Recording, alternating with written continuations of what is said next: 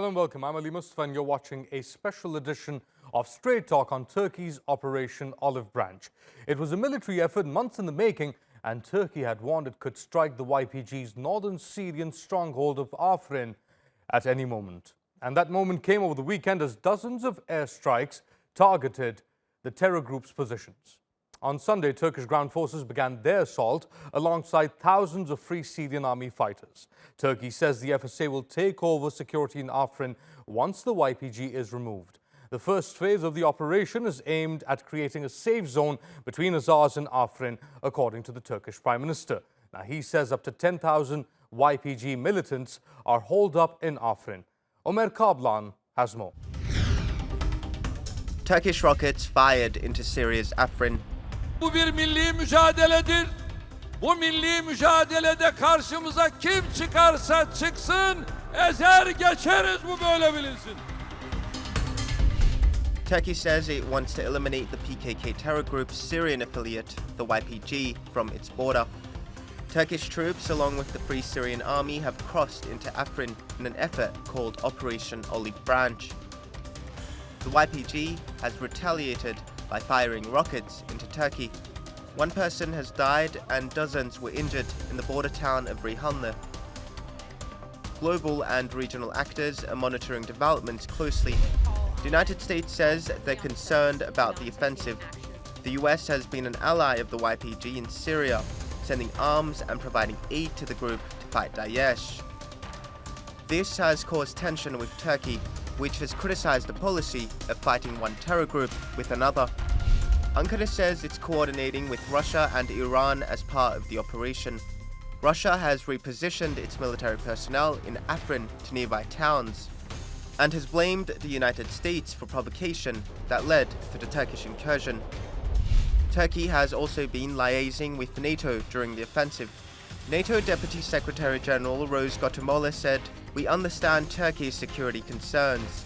Turkey is on the front line of a volatile region and has suffered horrendous terrorist attacks." But some in NATO are not convinced. France called for the United Nations to convene on the matter, but Turkey's position is clear.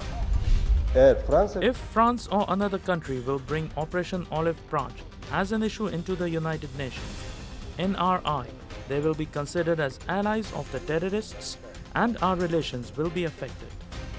Turkish President Recep Tayyip Erdogan said after Afrin, the next move will be towards YPG-held Manbij. But first, Turkish troops must finish its third major offensive into Syria, which is arguably its most crucial, and one that could be a tipping point in Turkish-US ties. Ömer Kablan, Strait Talk. And to discuss this further, I'm joined in the studio by Uz Çelikol. He's a former Turkish ambassador to Israel and to Syria. And by Vebi Baysan, he's a lecturer at Ibn Khaldun University. Let's begin with you, Ambassador. So we've seen Turkish forces, ground forces enter. The Russians are saying that they've moved to different locations in Afrin, according to the Turks. What is Turkey's play here in the next few days? Well, first of all, of course, there were a lot of diplomatic efforts before the military operation. I'm sure Turkey is in contact with Russia, with the United States and other regional and global powers. And with these diplomatic efforts, we have been able to prevent, for example, Russia closing the air sky of Syria. So our Air Force freely operate on this Afrin operation. Just before the operation began, just before the airstrike started in Afrin, we saw Hulusi Akar, the Turkish army chief, made a visit to Russia. Maybe I just want to point your attention to some comments coming out of Washington and out of Moscow. First, let's go to Moscow, where Dmitry Peskov, who's a spokesman at the Kremlin, says that we are in contact with Turkey on its Afrin operation. The US is creating provocations in Syria. On the back of that, we also heard a statement from the State Department, the US State Department, and they're saying that we continue to be supportive of addressing legitimate security concerns of Turkey as a NATO ally and critical partner in the effort to defeat Daesh. Tell us of both these comments in the context of what's going on. Actually, for months now, all these international conferences and TVs and you name it, I always voiced my concern as an ordinary Turkish citizen. When you arm groups, actually, official numbers by the Turkish authorities are 4,900 truckloads of weapons are given in fight against Daesh. Now, of course, we have no objection if you're fighting against Daesh, but US never presented, at least publicly, that what were they going to do with these guns, weapons, after some of them heavy weaponry. And there's evidence to show that these weapons are now being recovered from PKK enclaves inside Turkey. That's exactly. I mean, if you leave in any scene, any guns, any weapons, actually, this is going to be somewhere, shoot somebody, you see. So now that's how Turkey's national security concerns originate. And to make things worse, US just, recently announced that 30,000 people that they financed, armed, trained, and gave ground fighting experience will be stationed at our borders, including Iraq. Look, this is a threat to any country, regardless of these people's origin. Even if they are Eskimos, this constitute threat to a national security. So the world should understand that. All right, let's pull back a bit. Yeah. This is not a new phenomenon. We see the YPG emerging in 2011, in Kamishli, taking over control of areas, then just spreading like wildfire in areas under control of Daesh. We've seen its growth in 2012. Yes. In 2012, took over Kobane, Afrin itself, and Al-Bab. In 2014, with the help of the FSA and US aid support, it then retook Kobane from Daesh, which had taken over that area. So it's a bit of a back and forth, isn't it? But actually, on 2011 June, the first YPG drew my attention. Who are these people? Because I'm frequent visitor to Syria, to Jordan, I know the Middle East, etc. I started following them. This is June 2000. I remember clearly because I wrote an article about it. And then just to find out that they set up roadblocks, checkpoints, etc. But the Syrian security forces were in their barracks. Like army were there and the military or special forces, etc. They just pulled out from the streets at the Hasaka and Kamishli regions. So that's how YPG started. And at that time, let's remember, at least a good year or two, Saleh Muslim, the YPG, let's say, leader or commander, actually had frequent visitor to Ankara, etc. But after that, things started, especially after 2012, started going down. I want to bring it back to you, and I want to talk specifically about US support. And let's not forget Russian patronage. Now we're hearing Sergei Lavrov, the Russian foreign minister, come out and says that Kurdish groups in Syria will be invited to Sochi talks, upcoming Sochi talks. What is Russia's play here? What's going on? But I'm sure it will not be the Kurdish groups which will be linked to the PKK in Turkey. There will be other Kurdish groups who can be represented, Kurds of Syria, in Sochi meeting. It's quite a vague statement that you have to admit. But Turkey is probably in touch with Russians who can be invited to Sochi. There were some delays in Sochi conference, and now it is going to take place, and it is not going to be the group which will be targeting Turkish interests in Turkey. But how we come to this point, it is very important. There have been, of course, security concerns are one which creates concerns in Ankara. But there are other concerns. What are the American interests in Syria in general? What they are trying to do? Until now, they have been trying to explain their alliance with the YPG, with the struggle with Daesh. But we come to the point now, this explanation is not valid anymore. So it comes to the mind what Americans are trying to do. In Ankara, the concerns are that Americans are trying to create a new state. They are trying to damage Syrian territorial integrity, Syrian political unity. All these questions are creating concerns in Ankara. Wahbi, going back to this point, the ambassador is becoming a mind reader. I'm sure a lot of people in Ankara as well trying to ascertain what the US wants. We hear announcements of the creation of this 30,000 strong border security force. Then Turkish objections to it. Then again, the US pulling back, we're misunderstood. There is no such force. But then on the ground, you have YPG, SDF, 500 people being trained at a time by US observers, special forces, and instructors. So what gives? Well, actually, United States, no doubt, is a superpower. And unfortunately, the public perception is kind of misguided with this illusion, let me call it. United States is desperately suffering from their regional experts. They don't have that. This is for a year, for many decades in a way going on, because the departments, good departments of medicine studies, one by one closing down. I was at one of the universities, Ohio State, for a conference I went at. That very day, the Center of Medicine Studies invited me there, received a letter saying that we're not going to finance you anymore. So the US government, that is? Yes, or local government. But nevertheless, when people people retire, when people leave the job, etc., there are no new experts, Middle East regional experts kind of coming back there. So this is wait a the minute. main problem. So the thing is that we see a withdrawal almost of American power or interest, as you are saying, from the region. We also see then Turkey caught in the middle of two extremes. That is the problem. On the one side, you've got a disinterested US and NATO. On the other side, you've got Russia and Iran, who are practical allies right now, but the future remains uncertain. Well, in my view, actually, Russia doing much better than US because Lavrov has much better experts, Middle Eastern regional experts than US. So this is where their policy is actually creating a very ambiguity and not clear. You're trying to find out what You're speaking of Sergei Lavrov.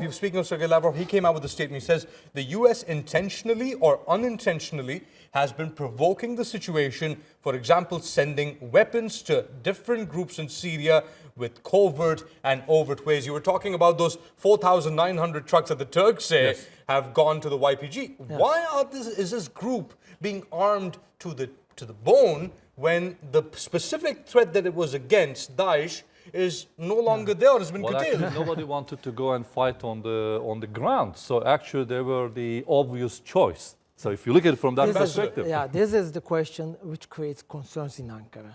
Why United States is continuing arming this terrorist organization?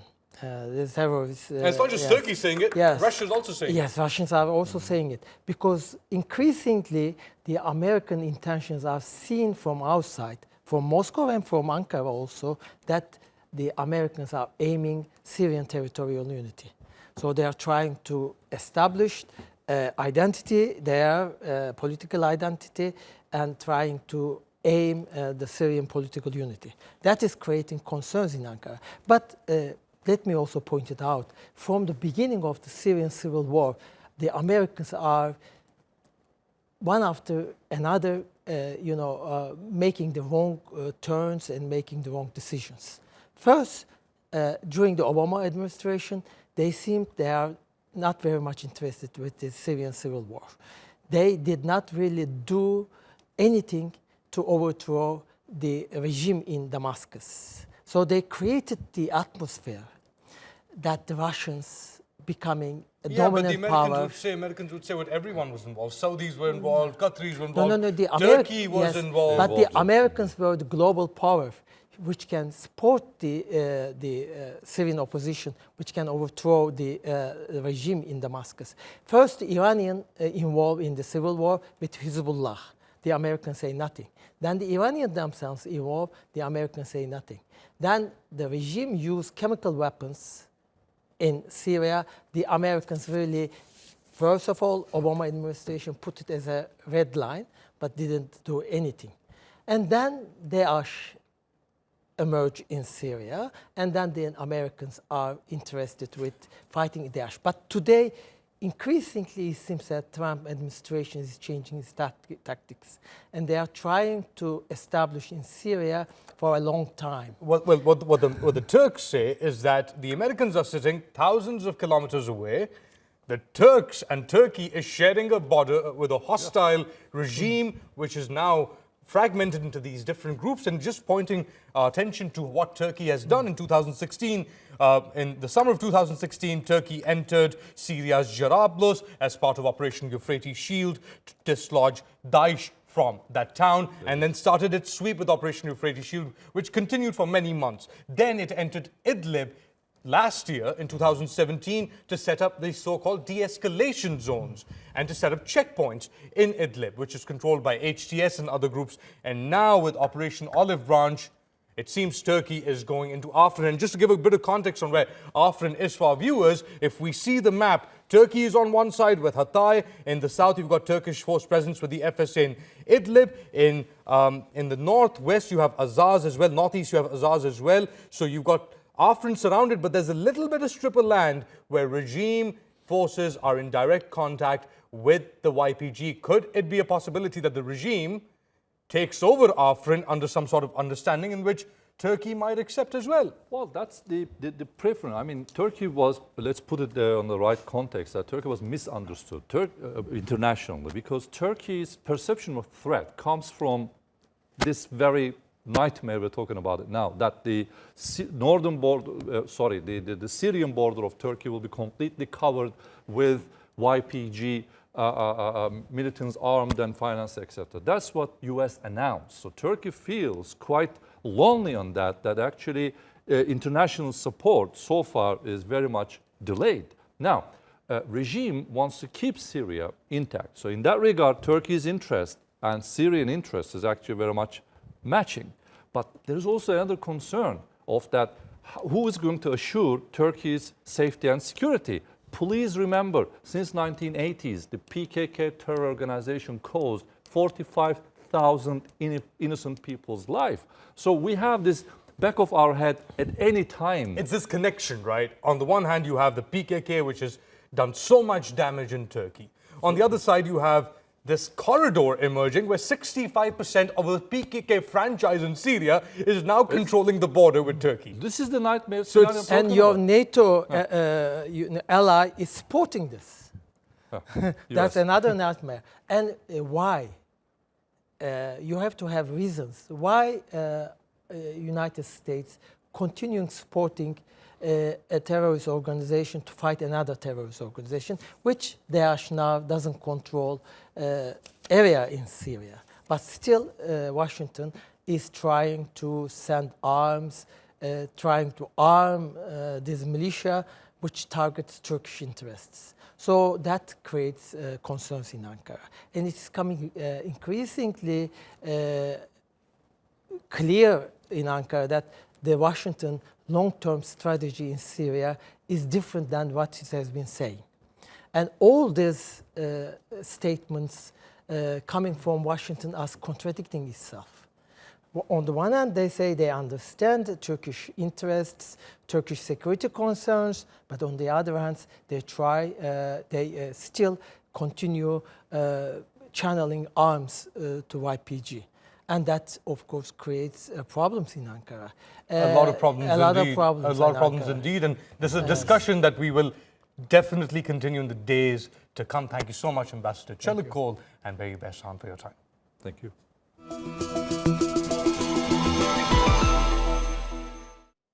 As you've heard, Operation Olive Branch aligns with consistent Turkish policy and rhetoric. Ankara has said for years that it would not tolerate a persistent terror threat from Syria. And Operation Euphrates Shield in 2016 accomplished the first phase of that policy against Daesh. And now this latest intervention deals with a terror group that may not only threaten Turkey's security, but the country's autonomy. Adil Halim has more.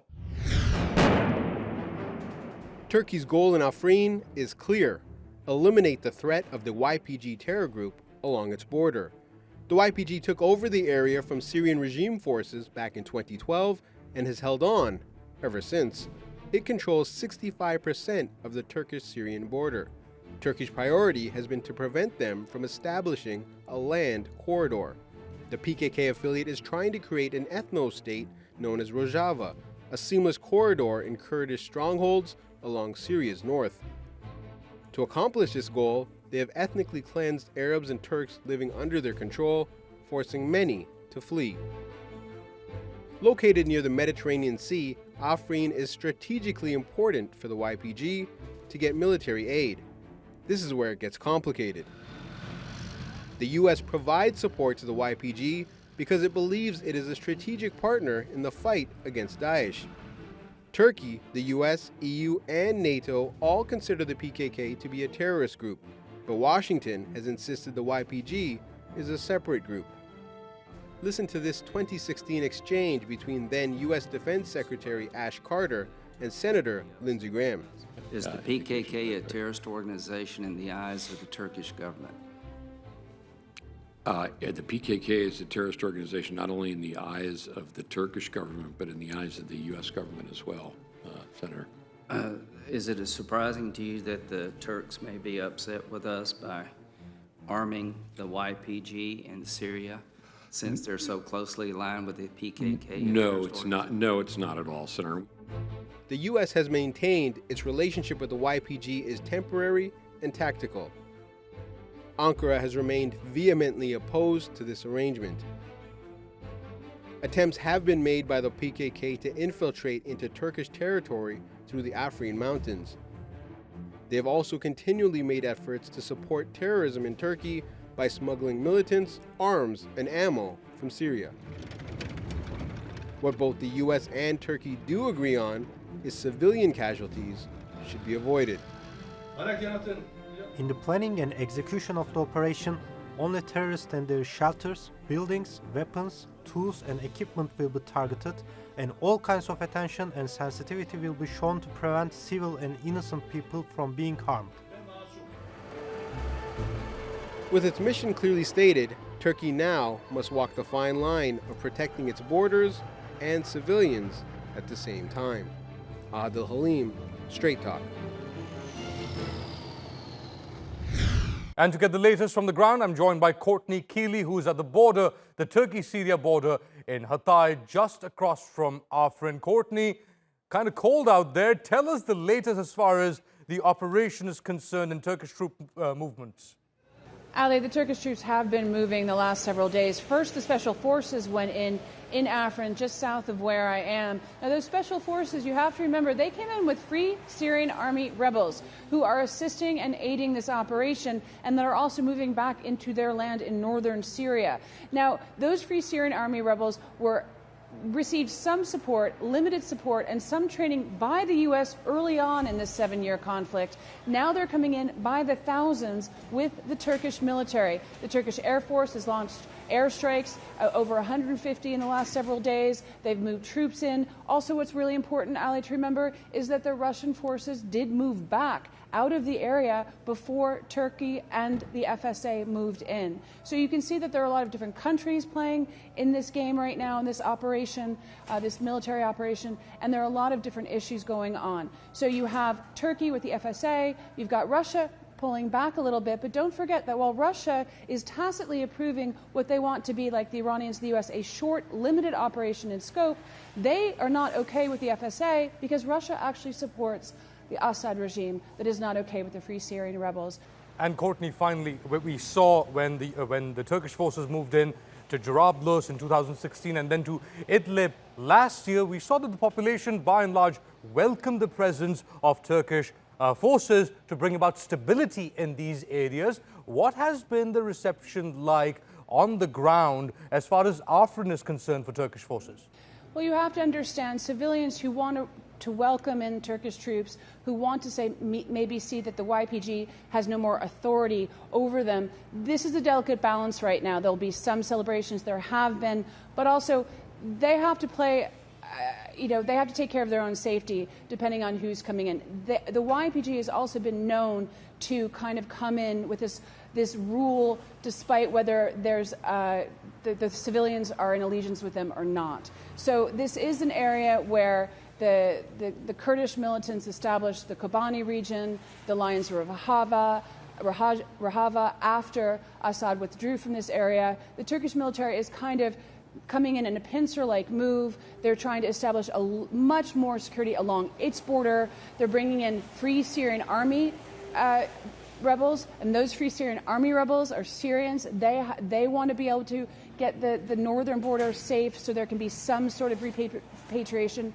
of some of the refugees on this side. So on every single level, militarily and in terms of civilian issues, in terms of refugees, a complete, very delicate, complex equations all going on at the same time. Courtney Keeley, thank you so much for joining us.